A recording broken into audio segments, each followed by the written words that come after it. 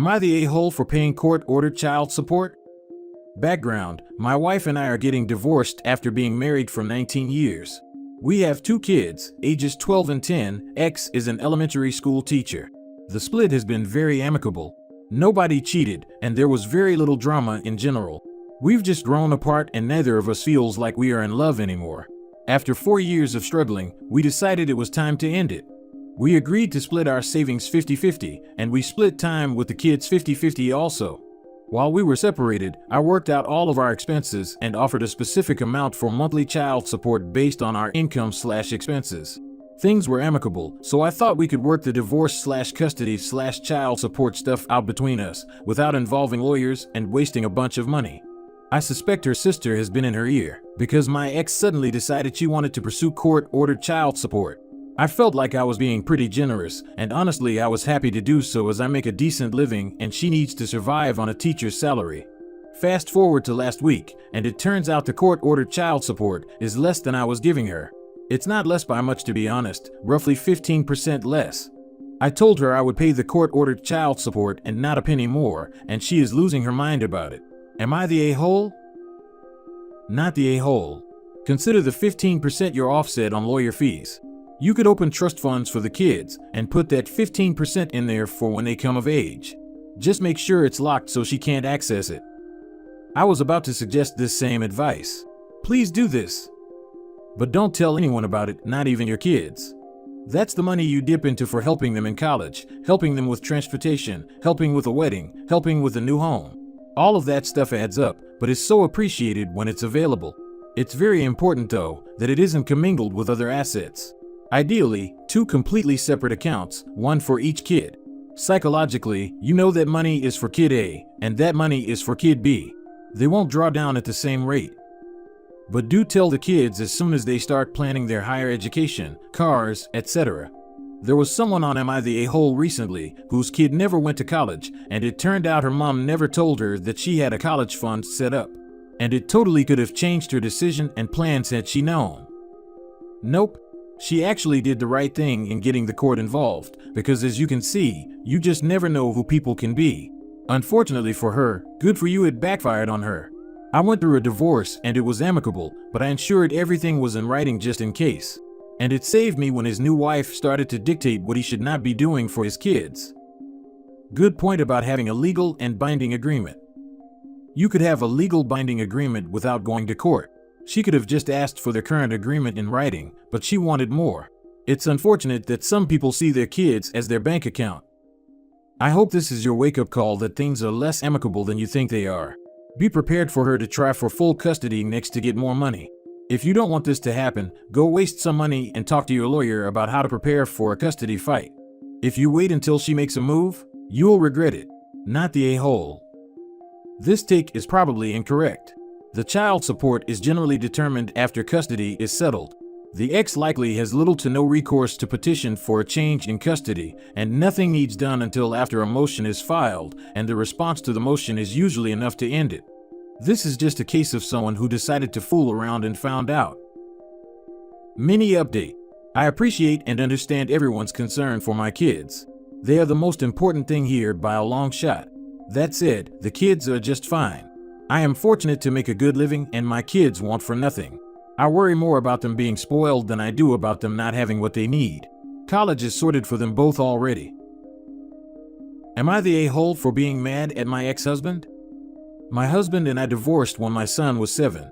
I regretfully cheated, and I ask you all to please not judge me on this part.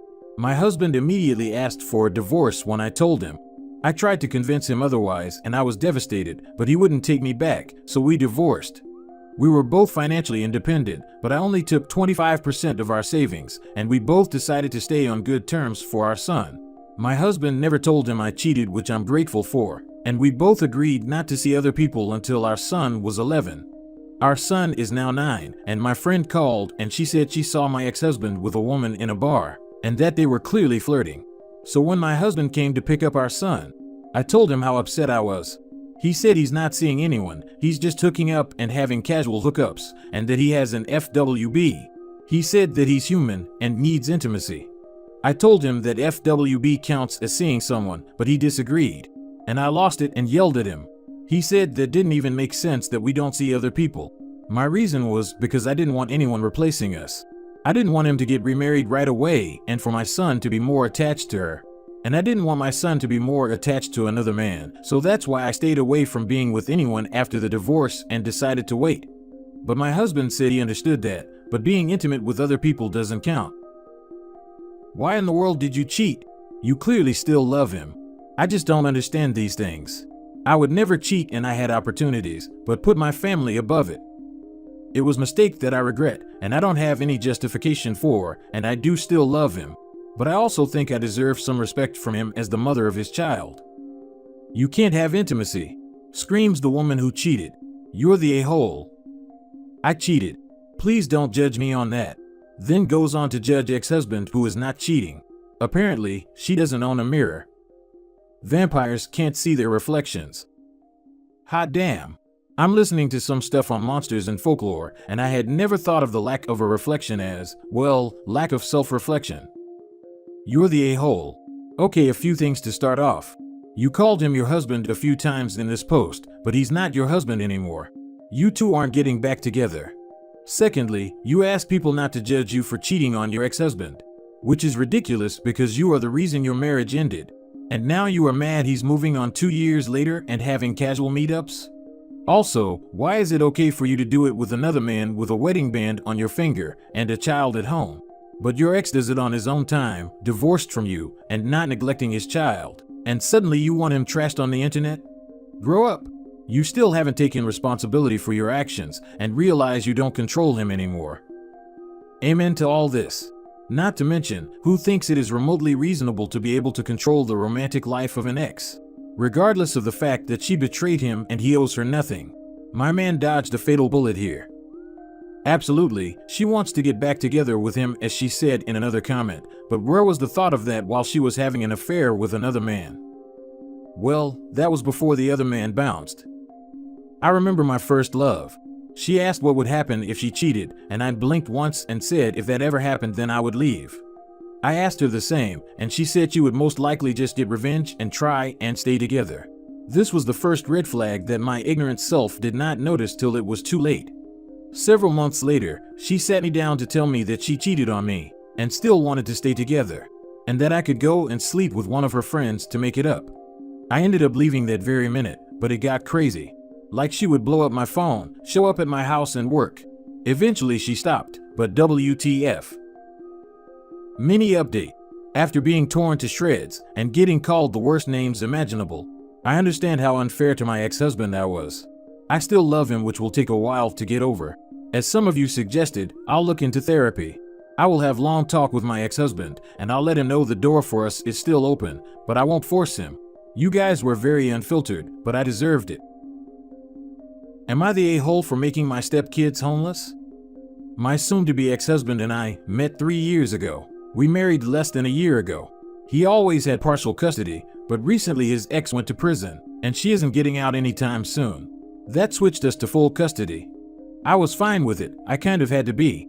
I always liked his 3 kids, but he's always had to do more of the parenting. Like 75%. It just worked out for the best that way, based off what the kids wanted and what I wanted. Example, his youngest doesn't like me doing her nighttime routine, and I don't like doing it either, so he does it. He started getting overwhelmed and stressed. He never really wanted to be a parent to begin with, so he wasn't treating me that well. He would lash out at me after having a bad day. We had a big blow-up fight, and he left to stay with his brother and took the kids. I told him I'd move their stuff into a storage unit, and I'd leave the key to it in a mailbox, and he agreed. I moved their stuff out and changed the locks, and I've been in talks with a lawyer, who approved of everything so far. My brother-in-law's wife decided that my soon-to-be ex-husband and step-kids need to leave their house. She says they're too messy and loud, and they upset their family's routine. Soon-to-be ex was not anticipating that, as his brother had always backed him up before. They have no other family and nowhere else to go.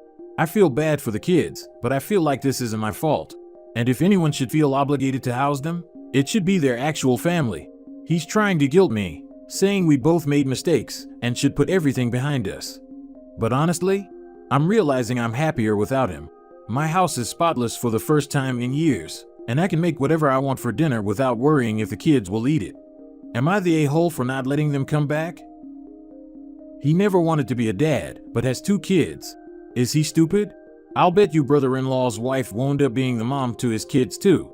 And both brother-in-law and your soon-to-be ex are surprised that she's no longer supporting him. Yeah, imagine having to be mom to 3 extra kids. He's been horrible to you because he's trying to get you to take more off his load. Let him back and be prepared to shoulder most of the child rearing. Not the a-hole for not letting them come back. And you're not making them homeless, your brother-in-law is. Yeah, he's been pushing the kids off on her. She texted me to complain and begged me to take them back. He basically told her, I'm too depressed to be a good dad right now. You're already taking care of your kids, adding in my kids isn't that big of a deal. It's never a big deal with it's someone else's effort. It's too tough for him to handle 2 kids, but super easy, barely an inconvenience for sister-in-law to handle 4 of them. Don't let him back in. He needs to do what he needs to do as a parent to put them in a stable living situation. He isn't the first person to be homeless with children and won't be the last. He will be fine. You might not be the sweetest person on earth, but I also don't think you're obligated to be super attached to his kids. I don't think you're an a-hole for letting him leave and take them with him. And you're definitely not the a-hole for not letting him change his mind when it gets tough.